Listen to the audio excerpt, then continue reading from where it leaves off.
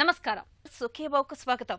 ఈరోజు సుఖీభవలో పిల్లల ఎదుగుదలకు ఆయుర్వేదం భరోసా, హెచ్ పైలోరీతో పొట్టకు క్యాన్సర్ ముప్పు, బ్రహ్మముహూర్తంలో నిద్రలేస్తే లాభాలెన్నో, ఎదలో విషపుగడ్డ, రొమ్ము క్యాన్సర్, ఇంకా హెల్త్ టిప్. మొక్క ఏపుగా ఎదగాలంటే కొరత లేకుండా నీళ్లను, ఎరువును అందిస్తూ ఉండాలి. పిల్లల విషయంలోనూ ఈ సూత్రం వర్తిస్తుంది. ఎదిగే వయసులోని పిల్లలకు బొజ్జ నింపడంతో పాటు వారికి అవసరమైన అన్ని రకాల పోషకాలు అందేలా చూడాలి. ప్రోటీన్లు, ఫ్యాట్స్, కార్బోహైడ్రేట్ల వంటి స్థూల పోషకాలతో పాటు విటమిన్లు, మినరల్స్ వంటి సూక్ష్మ పోషకాలు కూడా అందేలా చూడాలి. పిల్లలు చక్కటి ఆరోగ్యంతో ఎదిగేందుకు మన సంప్రదాయ వైద్యం ఆయుర్వేదం చెబుతున్న ఆహార నియమాల గురించి ఇప్పుడు తెలుసుకుందాం.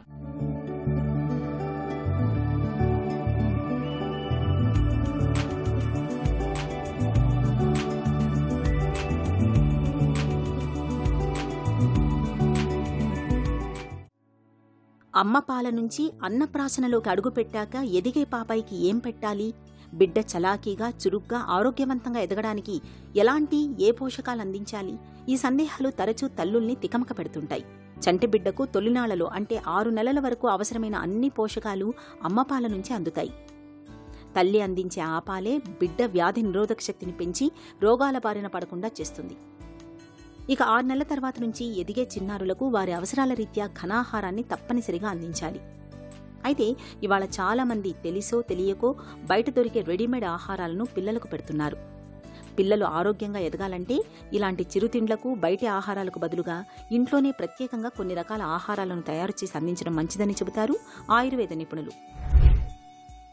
చాలా మటుకు ఏంటంటే పిల్లలు ఈరోజు చాలా రకాలైన చిరుతిళ్ళు తినడం జరుగుతుంది. అయితే అందులో ముఖ్యంగా మైదా బేస్డ్, అందులో రకరకాలైన అడల్ట్రేషన్స్ అంటే చాలా రకాలైన కెమికల్స్ యాడ్ చేసి తయారు చేసి పెడుతున్నారు. అందులో ముఖ్యంగా ఏంటంటే ఎక్కువ కాటన్ సీడ్ ఆయిల్, లేకపోతే డాల్డా లాంటివి, అలాగే మనకి అవసరం లేని నూనెలతోటి తయారు చేసిన పదార్థాలు, అలాగే మైదా బేస్డ్ ఫుడ్ ఎక్కువగా ఉంటున్నాయి.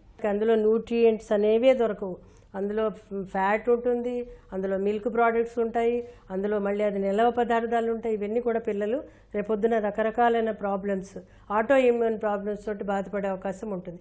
కాబట్టి పూర్వం మన వాళ్ళు ఏ విధంగా ఆహార నియమాలు చెప్పారో అవి పాటిస్తే కనుక చాలా ఆరోగ్యంగా ఉంటారు పిల్లలు. అదేవిధంగా చాలా బ్రెయిన్ యాక్టివ్గా ఉంటుంది. పిల్లలు ఆరోగ్యంగా ఉండడానికి నెయ్యి పెట్టచ్చు వాళ్ళకి. అందులో ఆవు నెయ్యి, గేదె నెయ్యి అనేది కాదు, ఏ నెయ్యి పెట్టినా పర్వాలేదు. కానంటే ఆవు నెయ్యి వాసన రాదు, అదే గేదె నెయ్యి అయితే మంచి సువాసన వస్తుంది. గేదె నెయ్యే మంచిదని చెప్తాను నేను. అలాగే పెరుగులో మళ్ళీ గేదె పెరుగే చాలా మంచిది ఆవు పెరుగు కంటే. కాబట్టి నెయ్యి, పెరుగు పిల్లలకి పెట్టచ్చు. రుచిగా ఉన్న పెరుగు తప్పనిసరి పెట్టాలి పిల్లలకి. ఒకవేళ పిల్లలకి ఇష్టం లేదు అనుకుంటే పాలు పెట్టచ్చు. మిక్స్డ్ వెజిటేబుల్స్, మిక్స్డ్ ధాన్యాలు కలిపి పెడితే పిల్లలు చాలా ఆరోగ్యంగా ఉంటారు. రుచిగా చేసి పెట్టాలి. ఆ కలర్ కూడా చాలా ఇంపార్టెంట్, టేస్ట్ కూడా ఇంపార్టెంట్. అందుకే మన వాళ్ళు నెయ్యి అనేది అందులో యాడ్ చేసేవాళ్ళు. నెయ్యి వల్ల గ్రోత్ హార్మోన్స్ అనేవి బాగా పెరుగుతాయి. అప్పుడు పిల్లలు పుష్టిగా తయారవడము, బ్రెయిన్ ఏదైతే ఉంటుందో బాగా పెరిగి వాళ్ళ పిల్లలకి ఇతర హార్మోన్స్ పనిచేసినప్పుడు వాళ్ళ గ్రోత్ ఏదైతే ఉంటుందో, బోన్ గ్రోత్, ఇతరత్ర గ్రోత్స్ కూడా బాగుంటాయి. మిగతా ఆహార విహారాలు అంటే కొంతమంది ఎక్కువ మటన్ పెట్టేస్తూ ఉంటారు, చికెన్ పెట్టేస్తూ ఉంటారు, పిల్లలు మళ్ళీ సన్నగా ఉన్నారంటూ ఉంటారు. అలా కాదది వాళ్ళ ఏజ్ తగ్గట్టు మిగతా పిల్లలతో కంపేర్ చేయకుండా టైమ్లీ వాళ్ళకి ఫుడ్ పెడుతున్నప్పుడు వాళ్ళ ఇంట్లో అలవాట్లను పెట్టి పిల్లలకి పెట్టాలి. అంతేగాని బయట నుంచి ఏదో దేశం వెళ్ళినప్పుడు మనం ఈ ఇండియన్ ఫుడ్ కాదు అక్కడి ఫుడ్ పెడతానంటే కాదు. మీరు పుట్టి పెరిగింది మీకు అలవాటైన ఫుడ్డే వాళ్ళకి పెట్టాలి. అదే వాళ్ళకి ఆరోగ్యాన్ని ఇస్తుంది. వాళ్ళకి మన అలవాట్లకి మనమే పెట్టుకోవాలి. ఈ విధంగా మనం చేస్తున్నప్పుడు పిల్లలు ఆరోగ్యంగా ఉంటారు. సాధారణంగా అన్నప్రాసన జరిగినప్పటి నుంచి మెత్తగా మెదిపిన అన్నం, ఉడికించి మెదిపిన బంగాళాదుంపలు, అరటిపండు గుజ్జు, నెయ్యి వంటి వాటిని పిల్లలకు తినిపించాలి.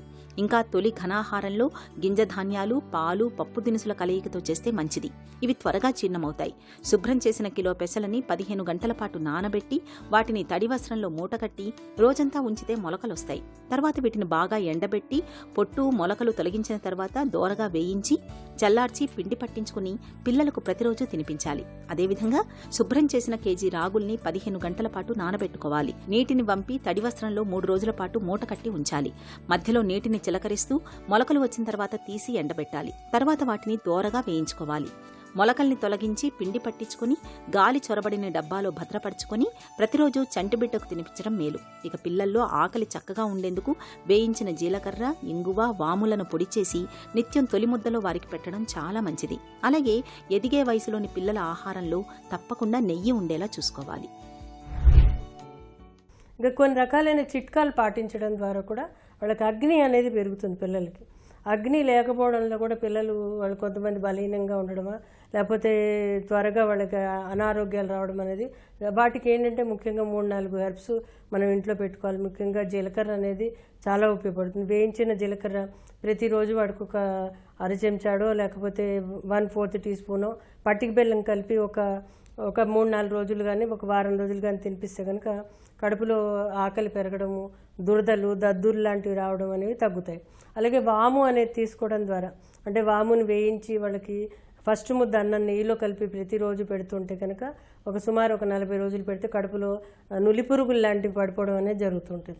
అదేవిధంగా వాళ్ళకి ఇంగువ ప్రతిరోజు మన ఇంట్లో ఇంగువ వాడుతూనే ఉంటాం. ఆ ఇంగువ ఒక చిటికెడు వాళ్ళకి పప్పు అన్నంలో కలిపి పెడితే కనుక వాళ్ళకి పిల్లలు పుష్టిగా ఉండడంతో పాటు వాళ్ళ తిన్న ఆహారానికి రుచి పెరగడంతో పాటు అగ్ని కూడా పెరుగుతుంది. ఇవన్నీ కూడా కొన్ని రకాలైన మన ఇంట్లో ప్రతిరోజు వాడే ప్రతి ఒక్క పోపు దినుసు కూడా వీళ్ళకి పిల్లలకి ఆరోగ్యానికి మనకి ఆరోగ్యానికి సహాయపడుతుంది.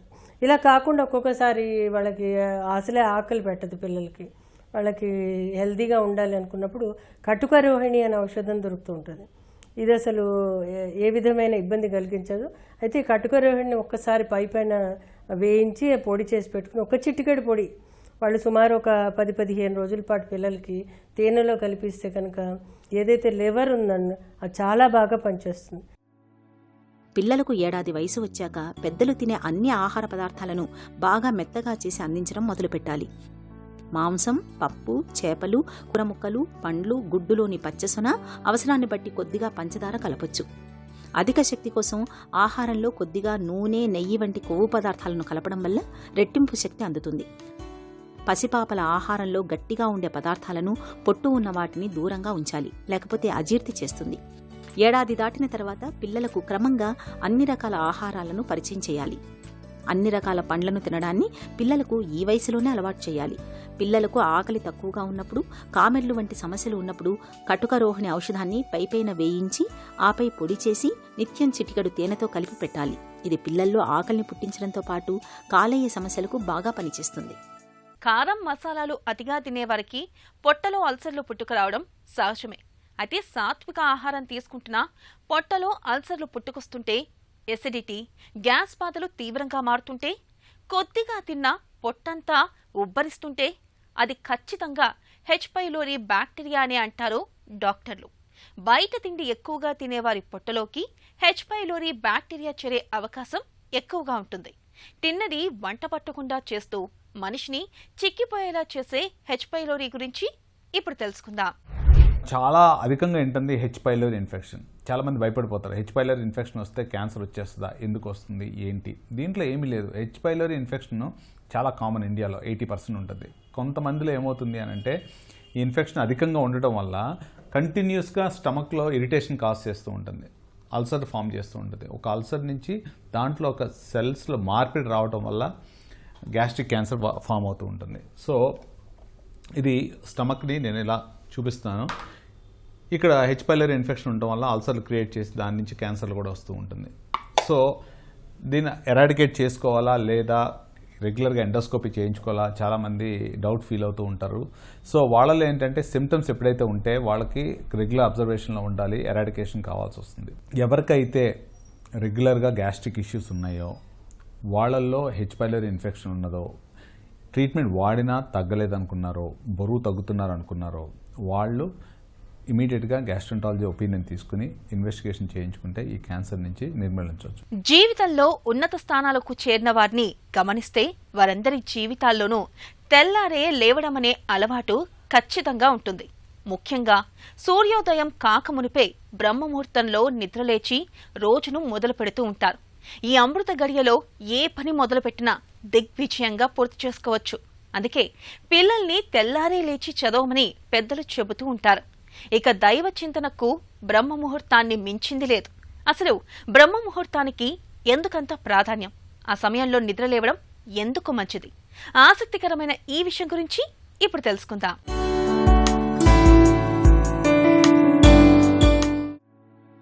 బ్రహ్మముహూర్త సమయం, దీన్నే అమృత సమయమని, బ్రహ్మకాలమని అంటారు.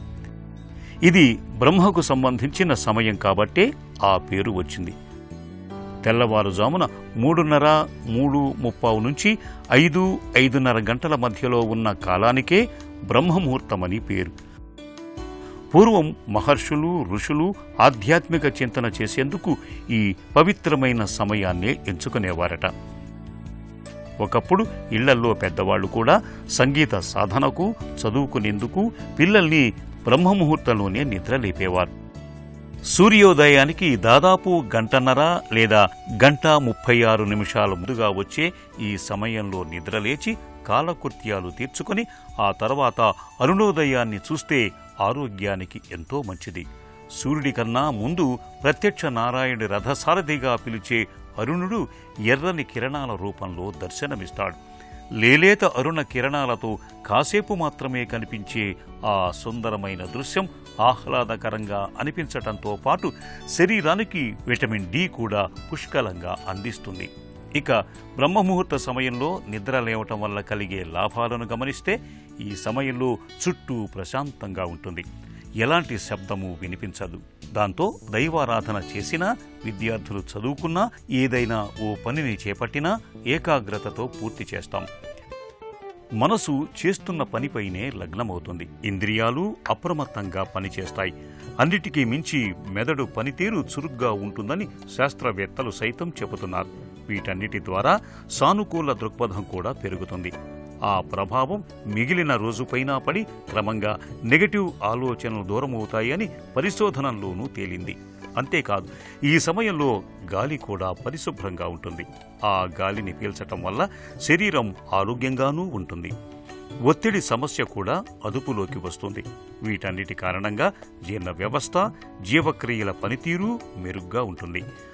ముఖ్యంగా ఏవైనా వ్యాయామాలు, ధ్యానం వంటివి చేయాలనుకునే వారికి, వ్యక్తిగత అభివృద్ధి కోసం దృష్టి పెట్టేవారికి ఇదే సరైన సమయమని చెప్తారు నిపుణులు. రొమ్ము క్యాన్సర్ అనేది ఇవాళ ఆధునిక మహిళల్ని అంతులేని భయానికి గురిచేస్తుంది. రొమ్ములో ఏ కాస్త గట్టిగా తగిలినా, కణితి లాంటిది కనిపించినా అది క్యాన్సర్ ఏమోనన్న భయం చాలా మందిని వెంటాడుతుంది. నిజానికి రొమ్ములో మార్పులు, సంకేతాలపై కాస్తంత అవగాహన పెంచుకోవడం, నడి వయసు దాటాక ప్రతి ఏటా మామోగ్రామ్ వంటి స్క్రీనింగ్ పరీక్షలు చేయించుకుంటూ ఉంటే చాలు రొమ్ము క్యాన్సర్ ముప్పును చాలా వరకు తప్పించుకోవచ్చు. ఒకవేళ రొమ్ము క్యాన్సర్ బారిన పడ్డప్పటికీ ఆధునిక చికిత్సల సహాయంతో క్యాన్సర్ కోరల నుంచి తేలికగానే బయటపడొచ్చు. రొమ్ము క్యాన్సర్ గురించిన పూర్తి వివరాల్ని డాక్టర్ని అడిగి ఇప్పుడు తెలుసుకుందాం. రొమ్ము క్యాన్సర్ ఎందుకు వస్తుంది? ముప్పు ఎవరికి ఎక్కువ? రొమ్ము క్యాన్సర్ ఎక్కువగా మహిళల్లోకే వస్తుంది. 100 మంది రొమ్ము క్యాన్సర్ పేషెంట్లు ఉంటే అందులో ఒకళ్ళో ఇద్దరు మాత్రమే మగవారు ఉంటారు. సో ఆడవారిగా పుట్టడం అండ్ మనకి వయసుతో పాటు రొమ్ము క్యాన్సర్ వచ్చే ఇన్సిడెన్స్ అనేది పెరుగుతూ ఉంటుందండి. రిస్క్ ఫ్యాక్టర్స్ వచ్చేసరికి పెద్ద వయసులో బిడ్డల్ని కంటం, బిడ్డలకు తల్లిపాలు తాగించకపోవటం, మద్యం సేవించటం, ఊబకాయం, ఇలాంటివి కొన్ని రిస్క్ ఫ్యాక్టర్స్ ఉంటాయండి. అన్నిటికంటే హైయెస్ట్ రిస్క్ ఉండేది జన్యుపరమైన మార్పులు ఉన్నవారికండి. బట్ బ్రెస్ట్ క్యాన్సర్కి వచ్చేసరికి కేవలం 5 నుంచి 10% మందికి మాత్రమే వాళ్ళ కుటుంబ సభ్యుల్లో ఒకరికి బ్రెస్ట్ క్యాన్సర్ వచ్చుండే హిస్టరీ ఉంటుందండి. ఎక్కువ మందిలో ఒక 95% నుంచి 90 నుంచి 95% మందిలో బ్రెస్ట్ క్యాన్సర్ హిస్టరీ అనేది ఫ్యామిలీలో ఉండదు. కొన్ని రకాల estrogen based hormones and synthetic progesterones ఉన్న డ్రగ్స్ దీర్ఘకాలంగా తీసుకున్న వారికి కూడా బ్రెస్ట్ క్యాన్సర్ యొక్క రిస్క్ పెరుగుతుందండి. BRCA1, BRCA2 జీన్స్ ఉంటే రొమ్ము క్యాన్సర్ ఖచ్చితంగా వస్తుందా? సాధారణంగా మనం BRCA1, BRCA2 అనే జీన్స్ చూస్తూ ఉంటామండి. BRCA1 వచ్చేసరికి బ్రెస్ట్ క్యాన్సర్ వచ్చే రిస్క్ దాదాపుగా 65 నుంచి 80% వరకు ఉంటుంది. BRCA2కి వచ్చేసరికి అది 55 నుంచి 60% దాకా మనకి బ్రెస్ట్ క్యాన్సర్ వచ్చే రిస్క్ ఉంటుంది.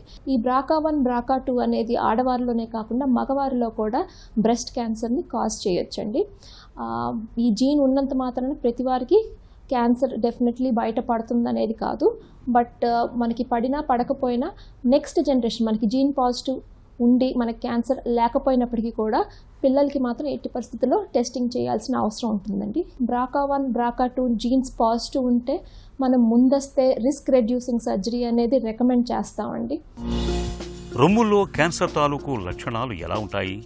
రొమ్ములో కొత్తగా ఏదైనా గడ్డ తగిలినప్పుడు లేదా గుంట లాంటిది ఏదైనా పడుతున్నప్పుడు, చనుమన నుంచి ద్రవం లేదా రక్తం కారుతున్నప్పుడు, బయటికి ఏదైనా వాపులా కనిపిస్తున్నప్పుడు, లేదా ఒక చోట రొమ్ములో బాగా వెచ్చగా ఉన్నా లేదా ఎర్రగా ఉన్నా, ఇట్లా కాకుండా ఒక రొమ్ము ఇంకొక రొమ్ము దానికంటే సడన్గా సైజ్ చేంజ్ అయినా, ఇలాంటి మార్పులతో మనం ఏదైనా రొమ్ములో ప్రాబ్లం ఉంది అని అనుకోవచ్చు. సో ఇలాంటివి ఏమన్నా మీరు గమనించినప్పుడు ఖచ్చితంగా డాక్టర్ని వెంటనే కలవండి, స్పెషలిస్ట్ సర్జన్ని. దాని ద్వారా మీకు ఏంటంటే ట్రిపుల్ అసెస్మెంట్ అని చెప్పి ఏమేమి పరీక్షలు చేయాలో అవి ఫిజికల్ ఎగ్జామినేషన్ తర్వాత చేసి ఏదైనా ప్రాబ్లం ఉందా లేదా అనేది డిటర్మైన్ చేస్తారండి. రొమ్ము క్యాన్సర్ను ఎలా నిర్ధారిస్తారు? ఫిజికల్ ఎగ్జామినేషన్లో ఆ లంప్ అనేది, ఆ గడ్డ అనేది బినైన్గా ఉందా, అంటే సాధారణ గడ్డలాగా ఉందా, లేదా క్యాన్సర్ గడ్డలా ఉందా, లేదా రెండింటికి మధ్యస్థంగా ఉందా అనేది డాక్టర్ అసెస్ చేస్తారు. దీన్ని బట్టి మరియు పేషెంట్ వయసును బట్టి పరీక్షలు అనేది ప్రిస్క్రైబ్ చేస్తారండి. 40 ఏళ్ళు దాటిన వాళ్ళకన్నా లేదా క్యాన్సర్ ఉంది అని అనుమానం ఉన్న వాళ్ళకి మనం డెఫినెట్గా మ్యామోగ్రామ్ అనేది చేయిస్తూ ఉంటామండి.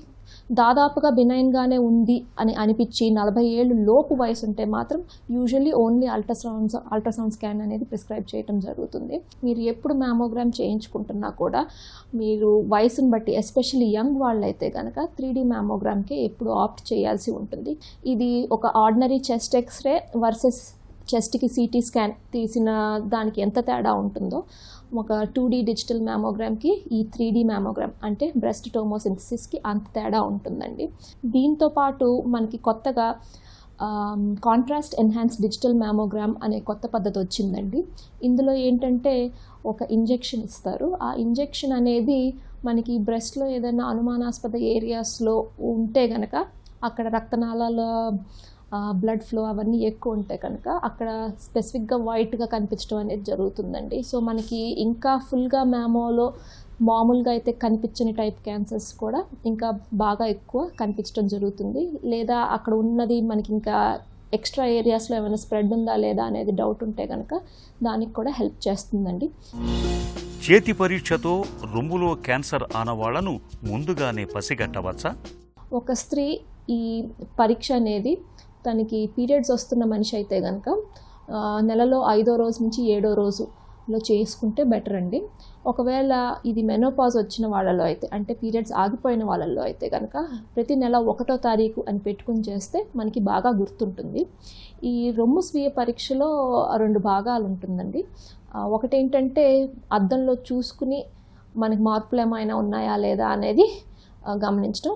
ఇంకొకటి స్పర్శతో చూసి మనకి ఏదైనా మార్పులు తగులుతున్నాయా లేదా అనేది గమనించడం. అద్దంలో మనం చూసుకునేటప్పుడు చేతులు పక్కకు పెట్టి, చేతులు పైకి లేపి, చేతులు నడుము మీద నొక్కి పెట్టి చూసుకోవాల్సి ఉంటుందండి. 3 పద్ధతుల్లో. ఏమైనా గుంటలు పడుతున్నాయా, ఏమైనా వాపు కనిపిస్తుందా, డైరెక్ట్గా ఏమైనా గడ్డ కనిపిస్తుందా, చర్మం మీద రంగులో కానీ టెక్స్చర్లో కానీ మార్పులు ఏమైనా ఉన్నాయా లేదా అనేది గమనించుకోవాల్సిన అవసరం ఉంటుందండి.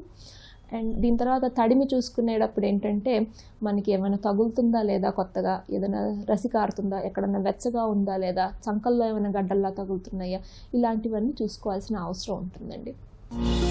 రొమ్ము క్యాన్సర్కు చికిత్స ఎలా ఉంటుంది? రొమ్మును ఎప్పుడు తొలగిస్తారు? రొమ్ములో క్యాన్సర్ అనేది నిర్ధారణ అయినప్పుడు అది ఏ స్టేజ్ బ్రెస్ట్ క్యాన్సర్ అనే దాన్ని బట్టి మరియు అది ఏ sub type of breast cancer అనే దాన్ని బట్టి దాని ట్రీట్మెంట్ నిర్ధారణ అయి ఉంటుందండి. ఉదాహరణకు స్టేజ్ 1, 2, 3 బ్రెస్ట్ క్యాన్సర్స్ అనేవి, వాటికి ఏంటంటే సర్జరీ అనేది కంపల్సరీ చేస్తామండి. బట్ అన్నిసార్లు సర్జరీ అనేది ఫస్ట్ చేయకపోవచ్చు. ఎస్పెషలీ ఇన్ స్టేజ్ 3 క్యాన్సర్లో కొన్నిసార్లు ముందు కీమోథెరపీ అంటే కొన్ని మెడిసిన్స్ ఇచ్చి ముందు దాన్ని కరగబెట్టడం లాంటిది చేస్తూ ఉండొచ్చండి. అది ఇండివిజువల్ పేషెంట్ యొక్క స్టేజ్ అండ్ సబ్ టైప్ అంటే ఇమ్యూనోహిస్టోకెమిస్ట్రీ ద్వారా నిర్ధారించే సబ్ టైప్ని బట్టి ఉంటుంది. బ్రాడ్లీ స్పీకింగ్ మనకి ట్రీట్మెంట్లో భాగాలు అందరికీ సేమ్ ఉండకపోవచ్చు, but I'm just listing them out. Surgery అనేది ఉంటుందండి, కీమోథెరపీ అనేది ఉంటుంది, రేడియేషన్ అనేది ఉంటుంది, హార్మోన్ రిసెప్టర్ పాజిటివ్ వాళ్ళకి ఎండోక్రైన్ థెరపీ అనేది ఉంటుందండి. ఇది కాకుండా టార్గెటెడ్ థెరపీ అనేది ఉంటుంది. ఇవి అన్నీ కూడా ఒకే మనిషిలో మనం చేయకపోవచ్చు. మనకున్న క్యాన్సర్ని బట్టి దానికి తగిన ట్రీట్మెంట్ ఇవ్వటం అనేది జరుగుతుంది. రేడియేషన్ తీసుకోలేని వాళ్ళకి, ఎందుకంటే కన్సర్వింగ్ సర్జరీ తర్వాత కంపల్సరీ రేడియేషన్ ఇవ్వాల్సిన అవసరం ఉంటుంది. సో కన్సర్వింగ్ సర్జరీకి మనం రేడియేషన్ తీసుకోలేని పరిస్థితి అయితే అప్పుడు కంపల్సరీ మాస్టెక్టమీ చేస్తూ ఉంటామండి. ఇలానే కాకుండా మనకి కొంతమందికి ఏంటంటే కన్సర్వింగ్ సర్జరీ చేయగలిగిన అవకాశం ఉన్నా కూడా పేషెంట్కి ఇష్టం ఉండదు, లేదు నాకు మొత్తం తీసేయాలి అని చెప్పేసి అనుకుంటూ ఉంటారు. అలా పేషెంట్ కనుక ఇన్సిస్ట్ చేస్తుంటే కనుక అది పేషెంట్ చాయిస్ కాబట్టి మనం మాస్టెక్టమీ అనేది చేస్తామండి. రొమ్ము క్యాన్సర్పై మహిళలకు ఎలాంటి చైతన్యం అవసరం? ఒక మనిషి బ్రెస్ట్ అవేర్ అనటానికి 5 చిహ్నాలండి. ఒకటి, ఆ పర్సన్కి తన బ్రెస్ట్ ఎలా ఉంటుంది తాకటానికి అండ్ చూడటానికి తెలియటం, దాని గురించి అవగాహన ఉండటం. 2, బ్రెస్ట్ క్యాన్సర్కి సంబంధించిన చిహ్నాలు ఎలా ఉంటాయో తెలుసుకోవటం. 3, అలాంటి చిహ్నాలు తన బ్రెస్ట్లో కలిగినప్పుడు అవి గమనించగలిగే పరిస్థితి ఉండటం. 4, ఇలాంటి చిహ్నాలు వచ్చినప్పుడు సర్జన్ దగ్గరికి వెళ్ళాలి అనే అవేర్నెస్ ఉండటం అండి. 5, ఈ బ్రెస్ట్ క్యాన్సర్ స్క్రీనింగ్ కోసం 40 ఏళ్ళు దాటిన తర్వాత రెగ్యులర్గా మ్యామోగ్రామ్కి వెళ్ళటం. రిపీటెడ్ మ్యామోగ్రామ్స్ యంగ్ ఏజ్లో కాకుండా ఏజ్ అప్రోప్రియేట్గా చేయమని సజెషన్ ఇస్తూ ఈ బ్రెస్ట్ సెల్ఫ్ ఎగ్జామినేషన్ని ఎంకరేజ్ చేస్తే బెటర్ అండి. రొమ్ము క్యాన్సర్ ప్రమాదకరమైందే కావచ్చు, కానీ తొలి దశలోనే క్యాన్సర్ ఆనవాళ్లను పసిగడితే బ్రెస్ట్ క్యాన్సర్ను మనం చాలా వరకు జయించవచ్చు. ఆరంభ దశలోనే చికిత్స మొదలు పెడితే రొమ్ములో క్యాన్సర్ పూర్తిగా నయమైపోతుంది. ఒక చిన్న చిట్కా మీకోసం. పొట్ట ఉబ్బరాన్ని తగ్గించడంలో వాము బాగా ఉపయోగపడుతుంది. ముందుగా దోరగా వేయించిన వామును పొడి చేసి పెట్టుకోండి. ప్రతిరోజు భోజనం చేస్తున్నప్పుడు వేడి అన్నంలో మొదటి ముద్దలోకి 1/4 చెంచాడు వాము పొడిని కలుపుకొని తినండి. పొట్టలో ఉబ్బరం ఇట్టే తగ్గిపోతుంది.